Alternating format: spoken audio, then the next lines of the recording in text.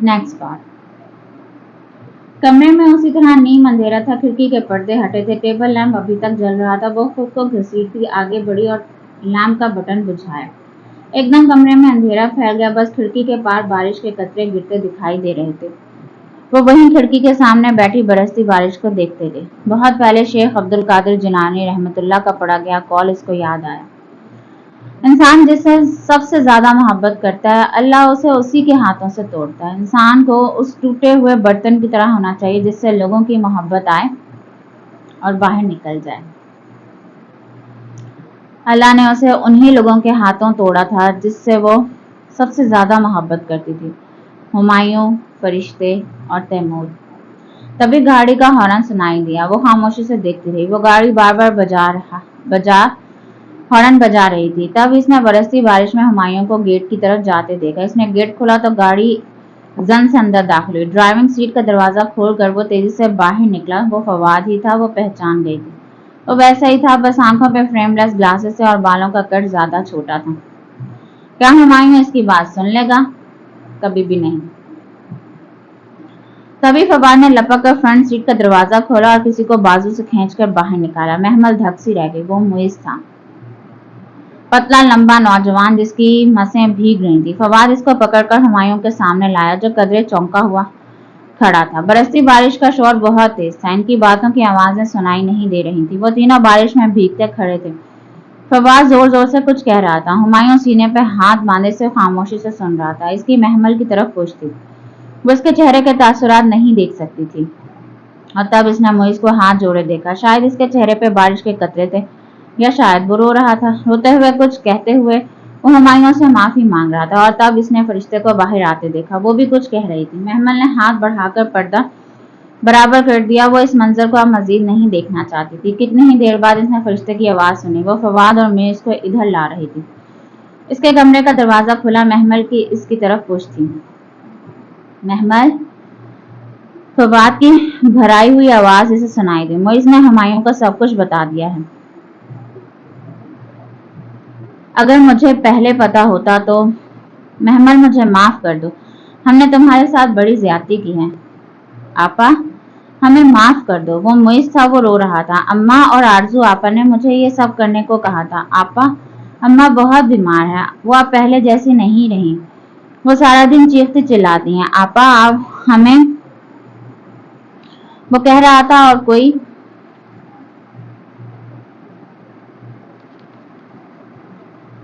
धीमे से इसके अंदर बोला था, बस तुम यतीम के साथ सख्ती ना करना। आपा, आरजू आपा ने खुदकुशी कर ली है। आज हुमायूं भाई ने इनको रिजेक्ट कर दिया था। अम्मा संभल नहीं पा रही, हमें बद्दुआ मत देना। आपा,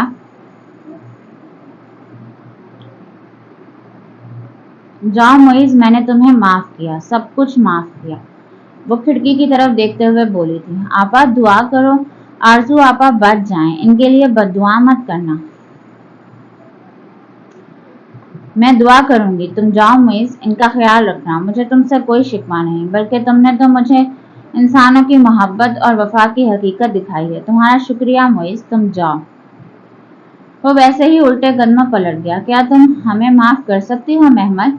वो शिकस्त खुर्दा टूटा हुआ शख्स आगा फवाद ही था। मैंने माफ किया, सब माफ किया। वो अब भी पीछे नहीं मुड़ी थी। आगा जान को आधे जिस्म का फॉलिज हो गया है। वो तुम्हें बहुत याद करते हैं। मम्मी इनके गम की वजह से ना जिंदों में रही ना मुर्दों में। सिद्रा के शौहर की डेथ हो गई है। वो इसके वो खानदानी ससुराल वाले इसको मैके नहीं आने देते। वो और इसके यतीम बच्चे अपने घर में इससे बदतर जिंदगी गुजार रहे हैं जो तुमने और मुसरत चची ने गुजारी थी। महरीन को मुझे कुछ मत बताएं फवाद भाई, प्लीज। मैंने माफ किया, सब माफ किया। मुझे ये सब बताकर और दुख ना दें। अभी मुझे अकेला छोड़ दें।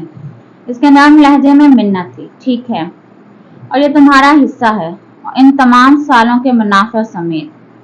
फरिश्ते का हिस्सा मैं इसे अदा कर चुका हूँ। हो सके तो हमारे लिए दुआ करना। वो एक फाइल और एक मेहरबंद लिफाफा इसके बेड की पाइंती पर रखकर वापस मुड़ गया। महमल ने गर्दन फेर कर देखा। वो सर झुकाए नादिम और शिकस्ता हाल जा रहा था। वो हमेशा सोचती थी कि आगा फवाद का क्या अंजाम होगा, मगर ये दुनिया अंजाम की जगह थोड़ी है, ये तो इम्तिहान की जगह है। अपने गुनाह नजर आना भी एक इम्तिहान है, असल फैसला तो रोज़े हिसाब ही होगा। इसके बेड की पाइंती पे चंद कागज रखे थे, वो कागज जो कभी इसकी जिंदगी का महवर थे, मगर आज इसने इन पर दूसरी नजर भी नहीं डाली थी। इन्हीं कागजों के लिए इसने फवाद का झांसा कबूल किया था और आज फवाद ने इसे खुद ला कर दिए थे, मगर कितनी भारी कीमत थी इस गलती की जो इसे चुकानी पड़ी थी। कच्ची उम्र के कच्चे सौदे। बारिश धीमी हो चुकी थी, खिड़की की जालियां गीली हो चुकी थी, इनसे मिट्टी की सूंधी खुशबू अंदर आ रही थी। बहुत देर तक वो वहीं बैठी खुशबू सूंघती रही।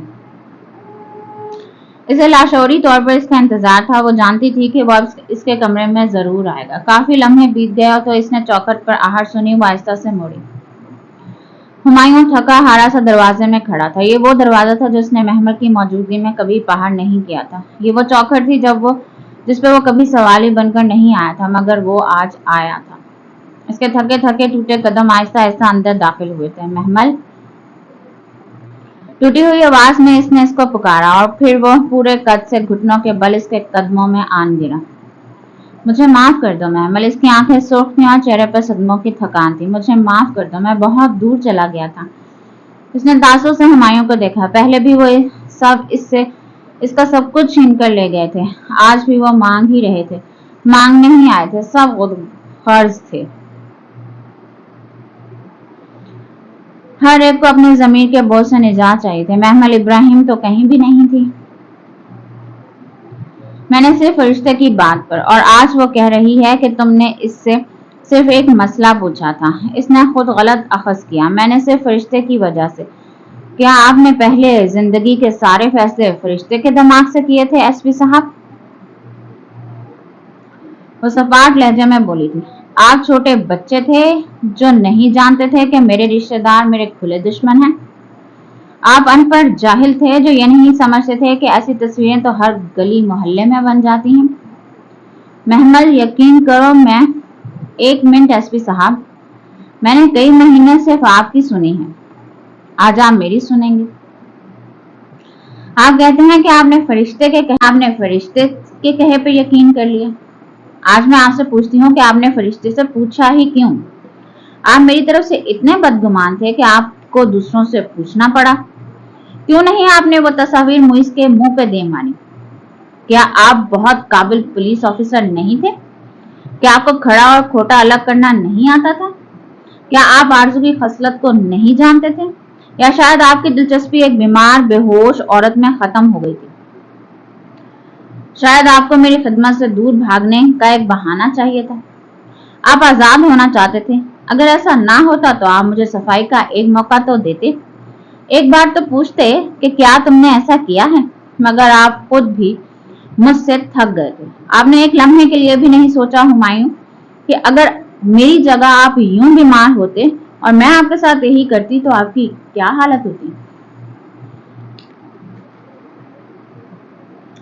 बोलते बोलते उसका सांस फूल गया था। तभी खुले दरवाजे तैमूर भागता हुआ अंदर आया। शोर सुनकर वो नींद से जागा था। वो भागकर इसके पास आया, उसके घुटनों से लिपट गया।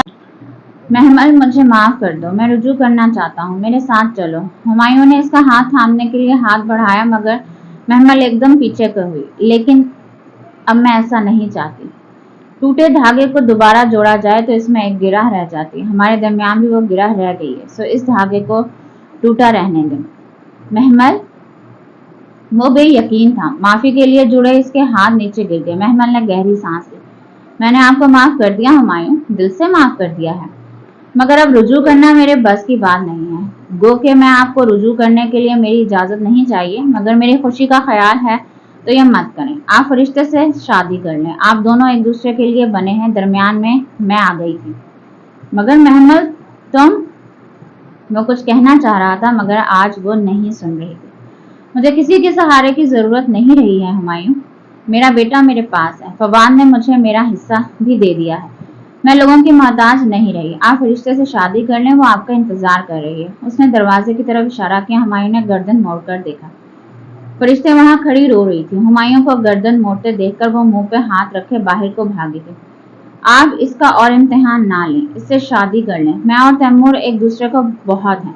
हमारा तीसरा अल्लाह है। आप हमें जाने दें। अब हमारा साथ नामुमकिन है। वो भीगी आंखों से इसे देख रहा था। मैंने तुम्हारी कदर नहीं की महमद। वो नफी में सर हिलाते हुए उठा और शिकस्ता कदमों से बाहर की जानिब बढ़ गया।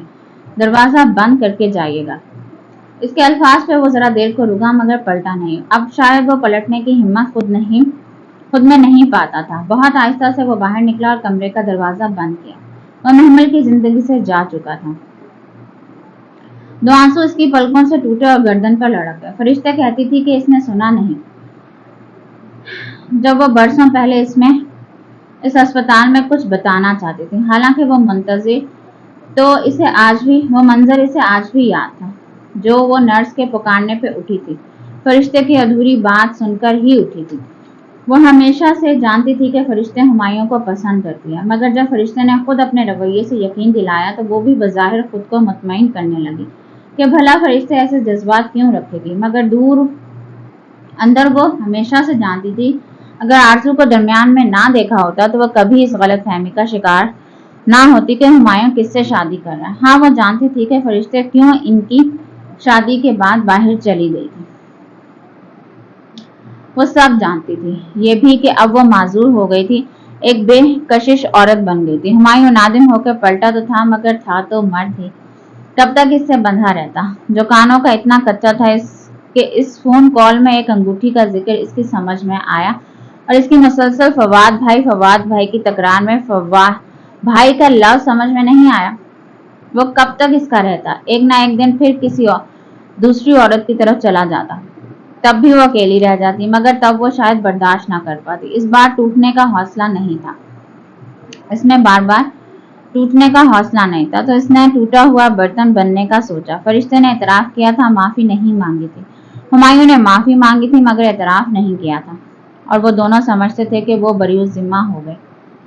खैर, तैमूर, उसने गोद में से रखे तैमूर के नरम भूरे बालों को प्यार से सहलाया। वो कच्ची नींद में था। तुमने एक दफा मुझसे पूछा था कि मैं यूसुफ अलैहिस्सलाम के जिक्र पर उदास क्यों हो जाती हूँ, है ना? जी मामा, वो नीम वनूद सा बोला। पता है मैं क्यों उदास हो जाती हूँ? इसने अपने आंसू पोंछे, क्योंकि वो बहुत सब्र करने वाले थे और अपने वालिद के बहुत प्यारे थे। इसे बोलते हुए कुछ और भी याद आया था, मगर इनके अपने भाइयों ने इनको एक अंधे कुएं में डाल दिया। इसकी आंखों के सामने कुछ मनाजिर तेजी से चल रहे थे। फिर इनको चंद दरहम के इवज मिस्र में बेचा गया, इन पे बहतान लगाया गया, इनको बरसों कैद में रखा गया, और फिर एक दिन आया जब वो इसी मिस्र के फाइनेंस मिनिस्टर बने जिसमें कभी इनको बेचा गया था। इनको अपना बिछड़ा हुआ भाई मिल गया, वो जिन्होंने इन पे तहमतें लगाई थी और वो जिन्होंने इनको इनके घर से बेदखल किया था। वो इनके पास माफी मांगने आए, मगर उस अजीम हस्ती ने कुछ नहीं जताया, कुछ नहीं गिनवाया, सबको माफ कर दिया। मैं इसलिए उदास होती हूँ तैमूर कि मैं सब्र के इस मुकाम पे कभी नहीं पहुंच सकी। क्या तुम सुन रहे हो? इसने चंद लम्हे इसके जवाब का इंतजार किया और फिर झुककर इसके बालों को चूमा। तैमूर गहरी नींद सो चुका था।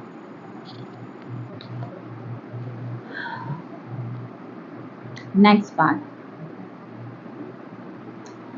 टीवी लॉन्च की मरकजी दीवार पर बड़ी सी प्लाज्मा स्क्रीन लगी थी। इस पर एक खूबसूरत मंजर पूरी आबोताब से चमक रहा था।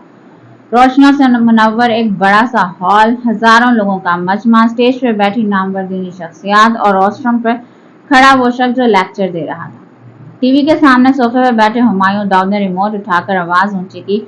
वॉल्यूम के बढ़ते नुक्ते स्क्रीन पर मौजूद शख्स के कोट पे नमूदार हुए थे। हुमायूं ने रिमोट रख दिया। अब वो बिना पलक झपके साकत बैठा स्क्रीन को देख रहा था।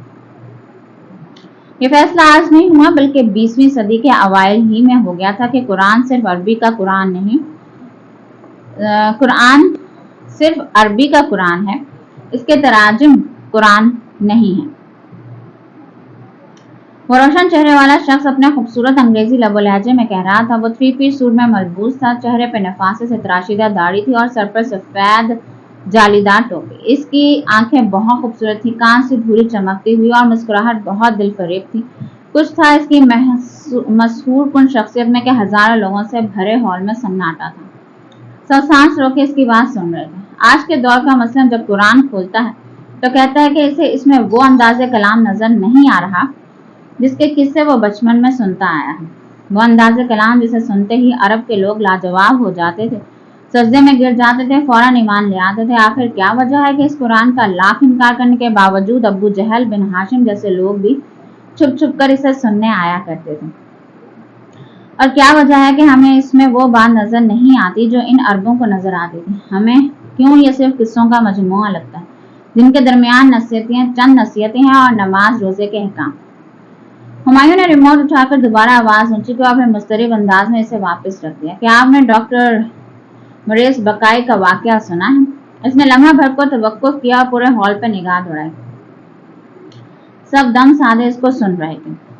डॉक्टर मरेस बकाई एक फ्रेंच डॉक्टर थे। वो अपने पास आने वाले हर मुस्लिम मरीज से कहते थे कि कुरान हक नहीं है बल्कि एक मन घड़त किताब है। मरीज बेचारे आगे से खामोश हो जाते। फिर एक दफा जब शाह फैसल इनके पास इलाज थे, उन्होंने यही बात शाह फैसल से कही तो उन्होंने पूछा, क्या तुमने कुरान पढ़ा है?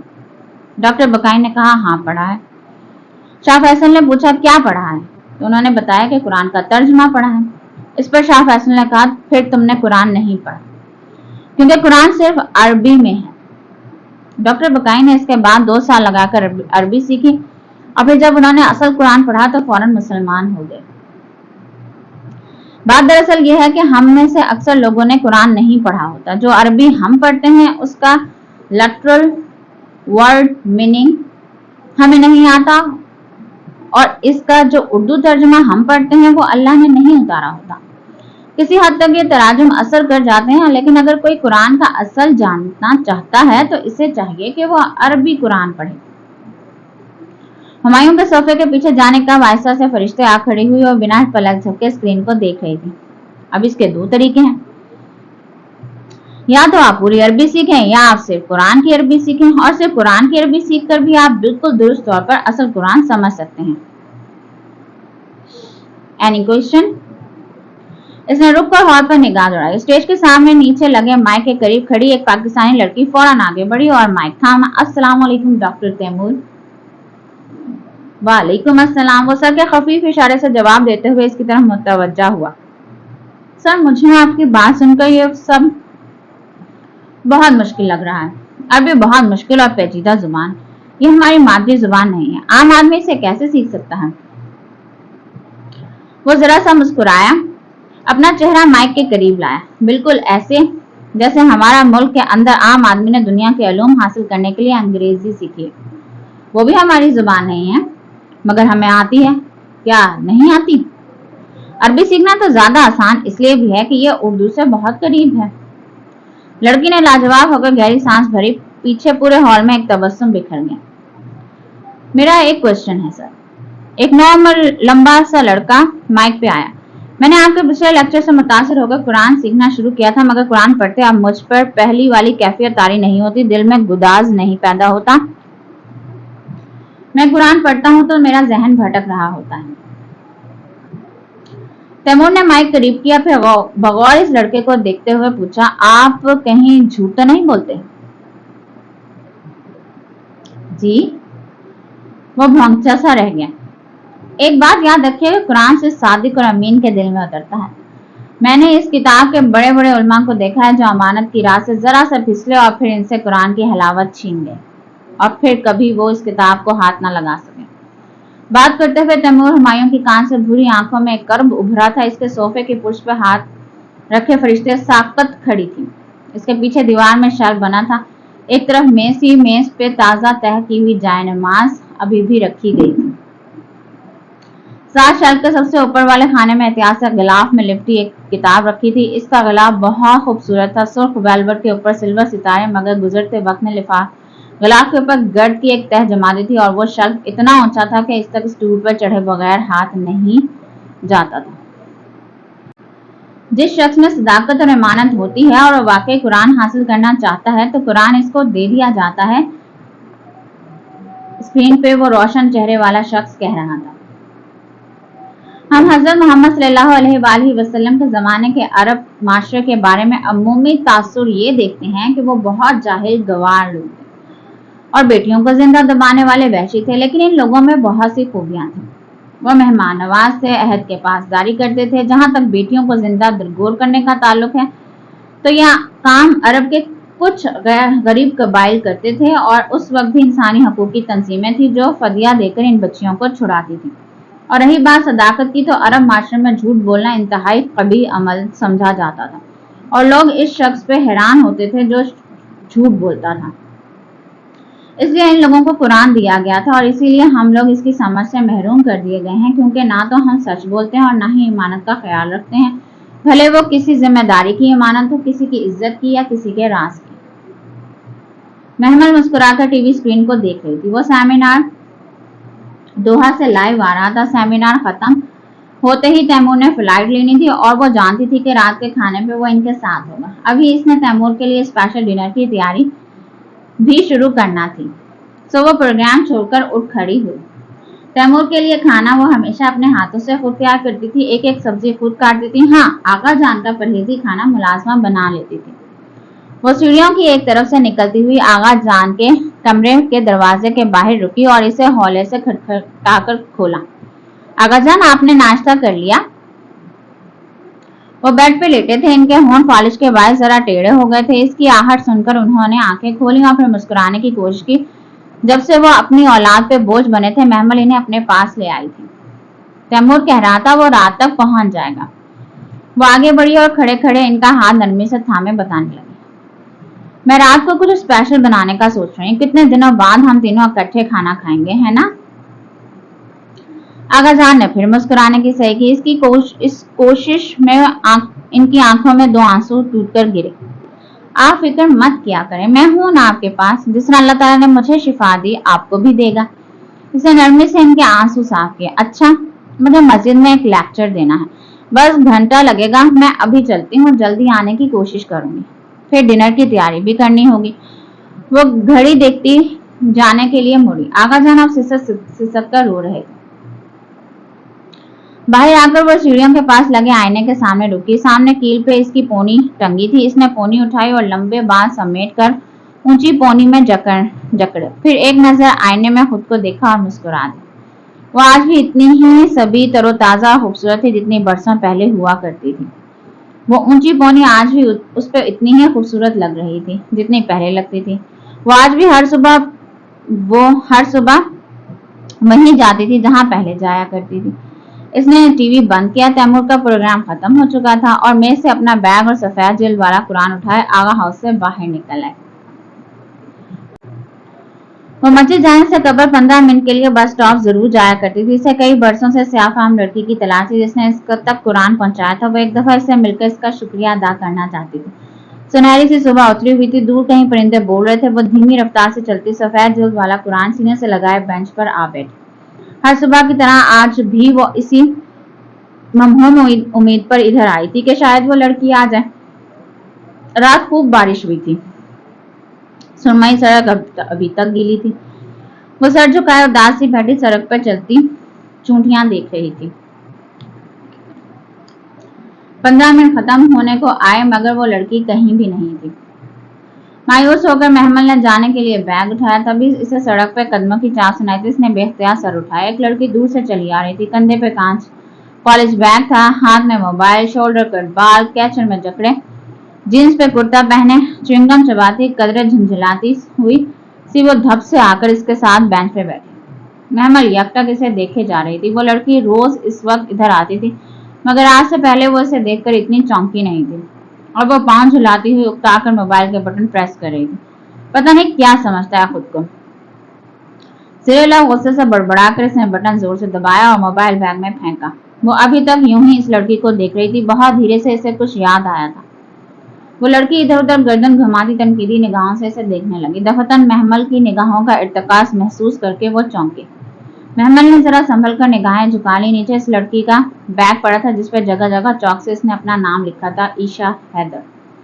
وہ زیر لب مسکرا دی۔ بہت کچھ یاد آ گیا تھا۔ ایکسکیوز می، اس نے چنگم چبانا روک کر ایک دم محمل کو مخاطب کیا۔ محمل نے نرمی سے نگاہیں اٹھائیں۔ جی، میں روز آپ کو دیکھتی ہوں۔ اور اس نے محمل کی گود میں بیگ کے اوپر رکھے سفید کور والے قرآن کی طرف اشارہ کیا، اور آپ کی اس بک کو بھی۔ آپ اتنی کیئر سے اسے رکھتی ہیں، اس میں کیا خاص ہے؟ महमल ने सर झुकाकर सफेद कुरान को देखा, जिसकी साफ जिल्द अब खस्ता हो गई थी और झलकते सफेद जर्द पड़ गए थे। वो देखने से कोई बहुत कदीम किताब लगती थी। खास तो है, इसने मुस्कुराकर सर उठाया। अच्छा, व्हाट्स सो स्पेशल?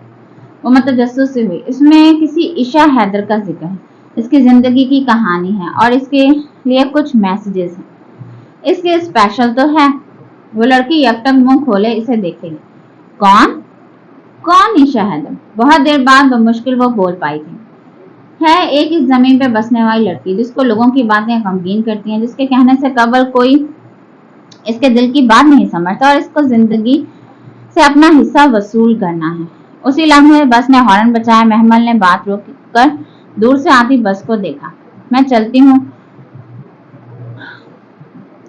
हूँ, तुम्हारी बस आ गई है। वो सफेद जिल्द वाली किताब और बैग उठाए उठ खड़ी हुई। वो लड़की अभी तक शजदर सी बैठी थी। बस करीब आ रही थी। महमल छोटे छोटे कदम उठाती बेंच से दूर जाने लगी। बात सुने, एक मिनट रुके। एकदम वो बेचैनी से उठी और तेजी से इसके पीछे लगी। खत्म। शुभ। यहाँ होता है हमारा ये नॉवल खत्म। मुझे बहुत अच्छा लगा कि आप लोग मेरे साथ जुड़े रहे, कम सही लेकिन जितने लोग जुड़े रहे खुलूस से दिल के साथ जुड़े रहे और यकीनन आपको मेरी रीडिंग पसंद आई होगी और उसके साथ साथ ये नॉवल मुझे भी बहुत पसंद आया होगा। मैं अपनी नेक्स्ट एपिसोड में छोटा सा रिव्यू पेश करूंगी अबाउट मुसफ नॉवल, जो आप ज़रूर देखिएगा और फिर ये भी बताइएगा कमेंट सेक्शन में कि आगे आप कौन सा नॉवल सुनना चाहते हैं या कौन सी कहानी सुनना चाहते हैं। आपको आदत तो हो गई होगी कि बहुत सारे नॉवेल्स मेरे पास पड़े हैं, तो इनमें से कोई सुनना चाहते हैं या फिर आपकी अपनी कोई चॉइस है, कोई कहानी, कोई ड्रामा, कोई नॉवल, कोई किस्सा, कोई बच्चों की स्टोरी, कुछ भी, कोई किताब, कोई जासूसी कहानी, कुछ भी अगर आप सुनना चाहते हैं तो आप मुझे कमेंट कर सकते हैं। मुझे आपके कमेंट्स का भी इंतज़ार रहेगा और आपकी पजीराई का भी इंतज़ार रहेगा। तब तक के लिए अल्लाह हाफिज़।